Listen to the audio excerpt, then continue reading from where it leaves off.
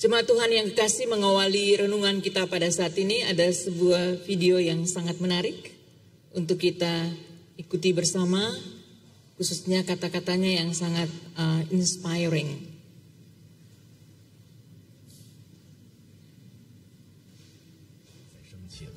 生气没有任何的意义。做人不要期望人人都理解你，你做的再好，也不一定人人都喜欢你。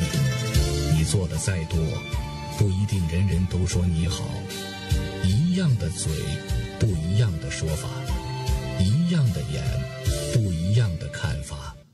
不要和重要的人计较不重要的事，不要和不重要的人计较重要的事。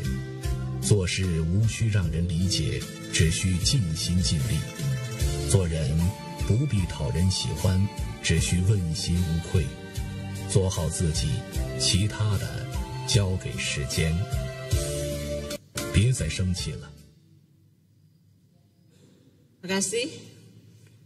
Ada kata-kata yang inspiring Bapak Ibu, yang sangat menarik, yang diambil dari tadi. Apa?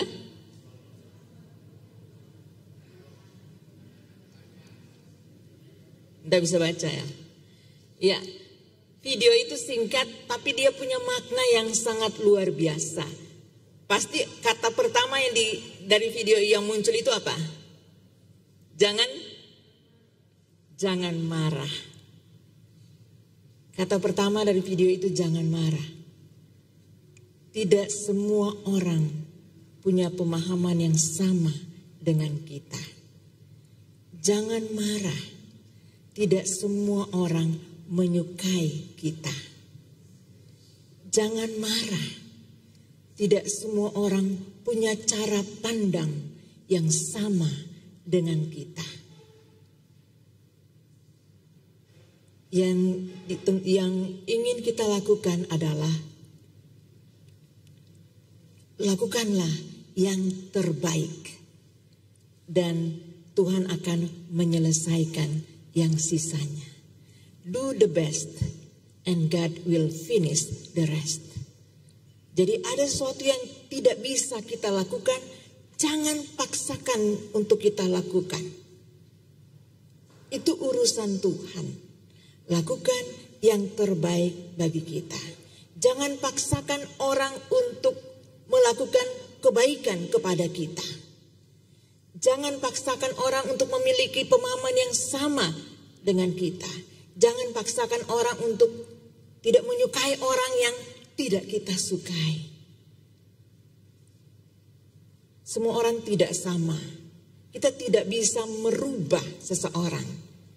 Yang dapat kita rubah adalah respons kita terhadap orang itu. Misalnya ketika seorang kita tidak suka, orangnya cerewet banget, dia tidak akan berubah menjadi orang yang kalem. Kecuali dia masuk lagi, lahir lagi, baru dia bisa berubah. Yang kita harus rubah adalah respons kita terhadap orang tersebut. Kita terima, oh memang dia orangnya begitu, karakternya begitu. Jadi kita yang harus mengerti. Jadi jangan marah untuk orang harus ikut apa yang kita mau. Karena tidak semua orang sama. Yang patut kita lakukan adalah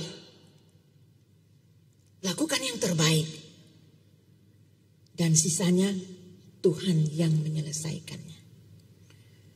Nah, video ini, inspiring video ini mengingatkan kita kepada pengalaman Paulus dalam pelayanannya.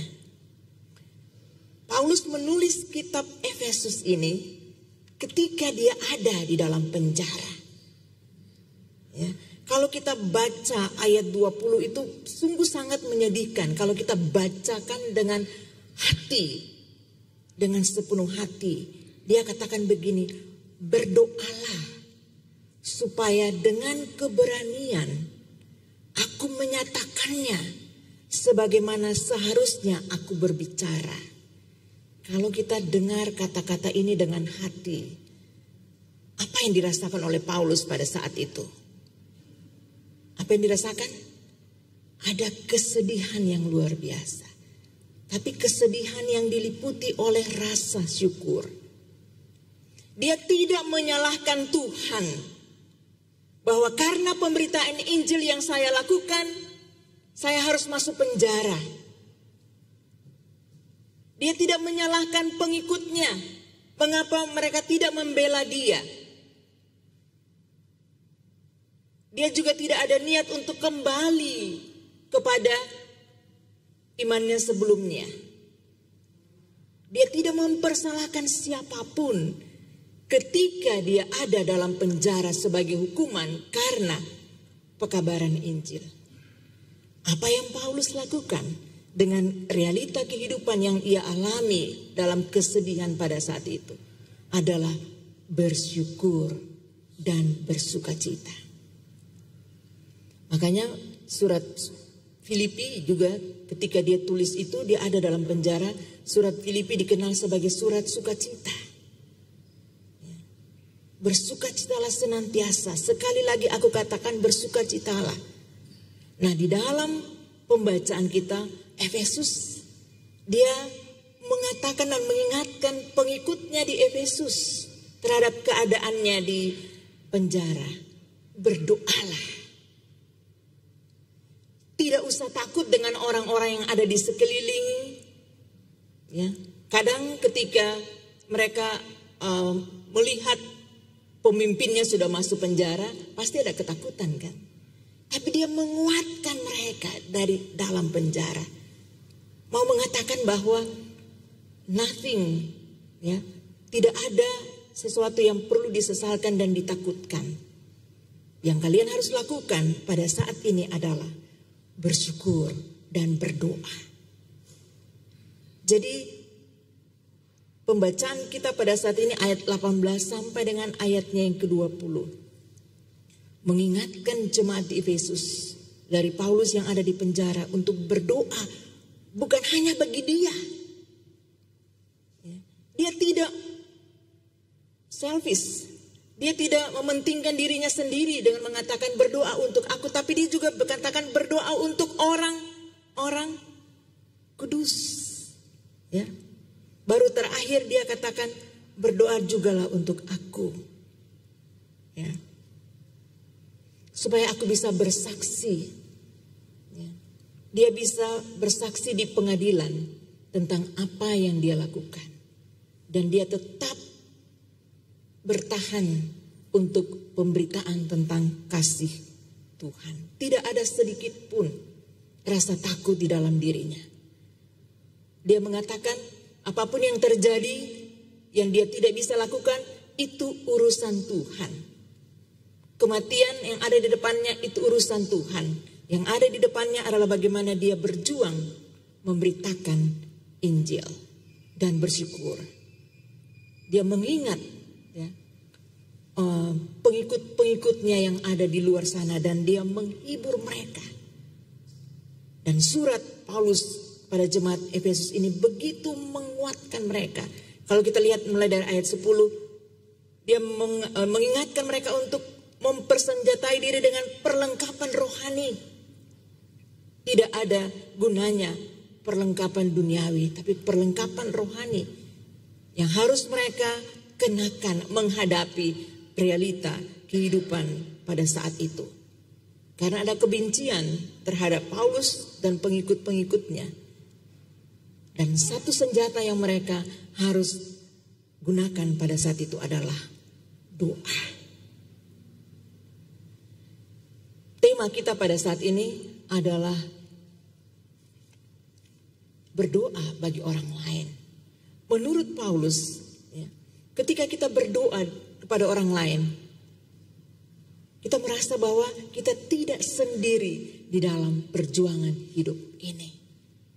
Masih ada orang lain yang bergumul dengan kehidupan mereka. Dan ketika kita berdoa kepada orang lain, kita pun bersyukur ya, bahwa ada orang lain juga menghadapi hal yang sama. Kita saling menguatkan. Dan doa yang dinaikkan dengan sungguh-sungguh akan besar kuasanya. Bapak Ibu sekalian, ada pengalaman dari pendeta terkenal, pendeta Eka Dharma Putra. Ya. Anaknya di Australia, dia cerita. Dia mengatakan bahwa ketika dalam sebuah jamuan makan, dia bertemu dengan seseorang yang dia tidak kenal. Tapi orang itu datang kepada dia dan mengatakan bahwa Bapak anaknya, ayah untuk Pak Eka, pendeta Eka Dharma Putra ya. Anak itu mengatakan, iya, saya anaknya. Lalu Bapak itu mengatakan, pada saat itu pendeta Eka masih hidup. Orang itu mengatakan kepada dia, tahu enggak, sebenarnya ayahnya Bapak itu sudah meninggal 5 tahun yang lalu. Tapi karena doa banyak orang, akhirnya dia bisa bertahan sampai 5 tahun. Itu semua karena kuasa doa. Dan Paulus, dia menghadapi pergumulan dan penderitaan penganiayaan hanya dengan 2 hal yang sangat luar biasa. Pertama, bersyukur. Dan yang kedua, berdoa. Itu senjata dia dalam menghadapi tekanan dan penderitaan pada saat itu. Bapak Ibu dan Saudara sekalian yang Tuhan Yesus kasihi, Warren Buffett itu seorang yang sangat kaya, orang kaya Amerika. Ya. Dia berkata begini, orang yang berbahagia bukanlah orang yang hebat atau orang yang kaya, yang punya segala hal. Tapi orang yang berbahagia adalah orang yang bisa menemukan hal-hal sederhana dalam hidup dan mengucap syukur. Jadi kebahagiaan itu bukan suatu hal yang jauh yang membutuhkan banyak biaya. Kebahagiaan itu sederhana.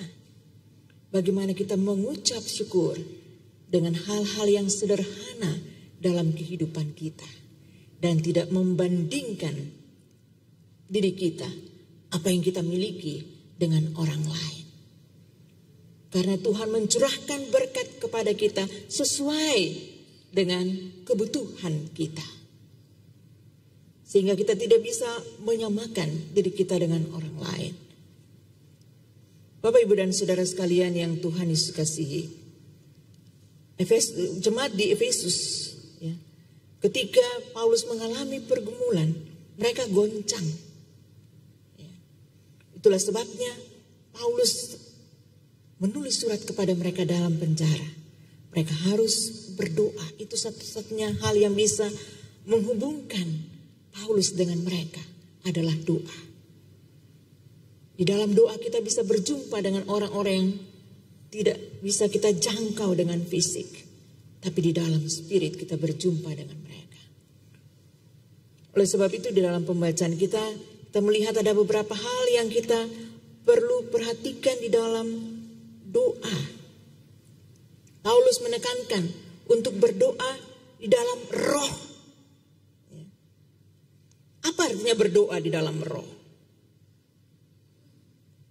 Berdoa di dalam roh artinya bahwa berdoa dengan hati yang tulus. Tidak ada kebencian, tidak ada kepahitan dalam hati. Di dalam Mazmur pasal 66 ayat 18. Di situ dikatakan begini. Seandainya ada niat jahat dalam hatiku, tentulah Tuhan tidak mau mendengar. Ya.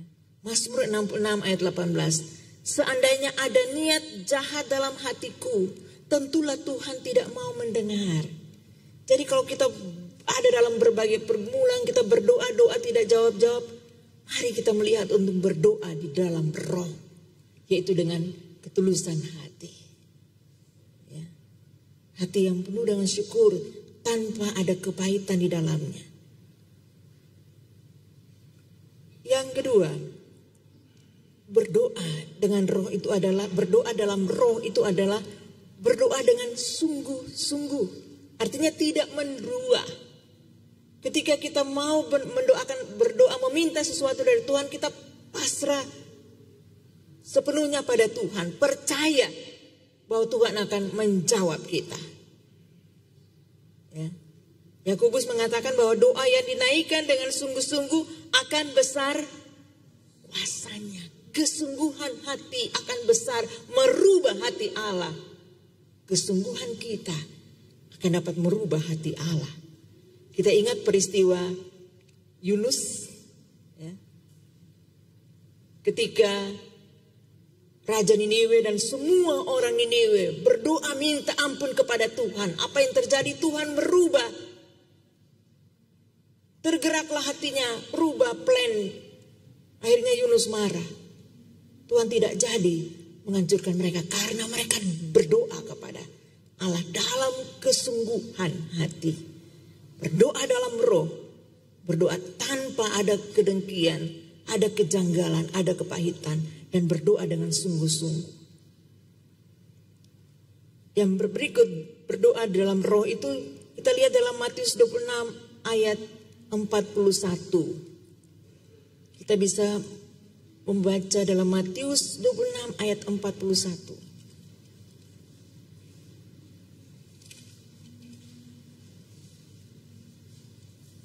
Matius 26 ayat 41. Kita sudah ada, kita baca bersama-sama. 1, 2, 3. Berjaga-jagalah dan berdoalah supaya kamu jangan jatuh ke dalam pencobaan. Roh memang penurut, tetapi daging lemah. Kita ingat ini dikatakan oleh siapa? Yesus. Ya. Banyak pencobaan kan kalau kita mau berdoa, manganto, ya. Mau berdoa so manganto, atau berdoa aminnya pagi. Banyak godaan kalau kita mau berdoa. Ingat, oh ini belum bikin ini belum bikin ini. Akhirnya berdoa sambil ingat ini yang belum selesaikan. Tidak ada kesungguhan di dalamnya. Ya. Makanya dikatakan berjaga-jagalah dan berdoalah, kesiapan hati kita. Ya. Karena iblis itu lebih banyak iblis di gereja daripada di pasar. Karena semakin kita dekat dengan Tuhan, semakin banyak godaan. Oleh sebab itu berjaga-jagalah. Sisihkan waktu kita untuk berdoa pada Tuhan.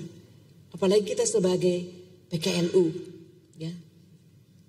Sebagai PKLU, kesaksian iman kita, tugas kita sebagai oma, opa, sebagai mama, papa adalah berdoa untuk anak-anak dan cucu-cucu kita. Itu tugas utama kita. Ya. Supaya mereka sukses, supaya mereka bahagia. Dengan kita berdoa, kuat berdoa, mereka pun juga akan diberkati dan mereka akan mengikuti teladan kita. Keluarga yang berdoa, rumah tangga yang berdoa. Karena oma opa adalah oma opa yang berdoa. Karena mama papa adalah mama papa yang berdoa. Sehingga anak-anak, cucu-cucu hidup di dalam doa. Apa yang dapat kita lakukan untuk anak-anak dan cucu kita? Lakukanlah. Sisanya itu urusan Tuhan. Saya menutup renungan dengan sebuah cerita dari buku yang saya ambil. Sebuah buku yang berjudul Gracefully. Menjalani masa tua dengan penuh anugerah. Ya. Dalam buku itu ditulis tentang kesaksian iman dari seorang ibu yang bernama Jenny Wu. Dia berasal dari Taiwan. Dia berusia 73 tahun dan dia terbaring di tempat tidur selama 8 tahun karena stroke. Ya. Dan karena keadaannya dia hanya tinggal di rumah, kadang-kadang kalau anak-anaknya tidak sibuk datang antar dia ke jalan bersama dengan mereka. Dan setiap hari ada yang datang bawa makanan untuk dia. Nah pada suatu ketika Bapak Ibu sekalian, seorang suster, ya karena dia Katolik, seorang suster datang untuk menjenguk dia di rumahnya karena mereka tahu bahwa dia selalu ada di rumah. Lalu kemudian suster pun menanyakan kepada dia ketika berjumpa, "Hey, how are you, Jenny? Apa kabar, Jenny?" Jenny mengatakan, "Oh, I'm doing well. Saya baik-baik saja." Terus si suster ini dalam hatinya dia mengatakan, bagaimana bisa si Jenny ini mengatakan saya baik-baik saja dengan situasi, kondisi yang dia alami diwarnai dengan senyum yang menghiasi wajahnya. Susternya bilang, kok bisa dia tersenyum dengan mengatakan hal yang demikian. Lalu akhirnya mereka ngomong dan tiba saatnya susternya itu akan pulang. Dan susternya mengatakan kepada dia, saya akan berdoa kepadamu. Kira-kira apa yang perlu kamu mau saya doakan? Si Jenny, oma itu menjawab, saya bersyukur pada Tuhan karena saya dipelihara. Tuhan sungguh baik bagi saya. Nah, jawabannya itu membuat suster ini terkejut. Ya. Apa yang membuat dia bisa bersyukur di tengah-tengah penderitaan fisik yang dia alami pada saat itu? Oma Jenny ini bisa melihat dan merasakan kebaikan Tuhan dalam setiap keadaan yang ia alami, baik dan buruk. Ia bersyukur dan tetap bersuka cita menjalani hari-hari hidupnya. Dan sikap bersyukur ini telah membuat ia mampu untuk melewati 8 tahun di kursi rodanya. Sukacita dan syukur selalu menghiasi raut wajahnya yang semakin menua. Itulah Bapak Ibu dan Saudara sekalian, kunci kehidupan bahagia yang kita jalani adalah bersyukur dan berdoa. Tuhan memberkati kita sekalian. Katakan kepada teman yang ada di kiri kanan kita, bersyukur dan berdoa.